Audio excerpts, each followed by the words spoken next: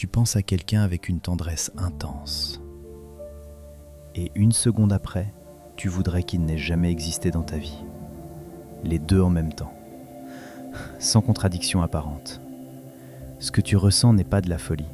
C'est ce que les psychologues appellent l'ambivalence émotionnelle. Ton cerveau ne fonctionne pas en noir et blanc. Il est capable de stocker des émotions opposées envers la même personne au même moment.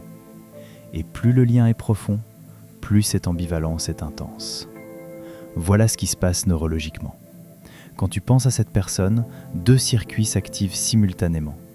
Le circuit de la récompense libère de la dopamine en rappelant les beaux moments. Le circuit de la douleur libère du cortisol en rappelant les blessures. Les deux en même temps. Les scientifiques appellent ça la boucle neuronale amour-haine. Ce phénomène est encore plus fréquent dans les relations qui ont traversé une trahison, un abandon ou une négligence répétée. Abonne-toi maintenant, parce que ce qui suit va t'expliquer pourquoi tu n'arrives pas à couper ce lien, même quand tu le veux. Ce que personne ne te dit, la dissonance cognitive complique encore tout. Ton cerveau refuse de tenir deux croyances contradictoires sans essayer de les résoudre.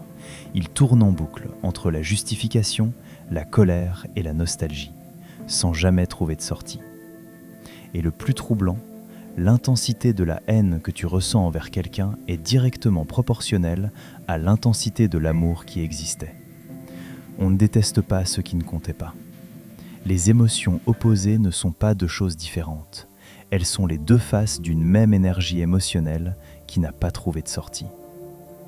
Cette personne que tu aimes et détestes à la fois, tu penses qu'on peut vraiment tourner la page ou elle reste toujours quelque part ? Réponds en commentaire, les réponses vont te surprendre.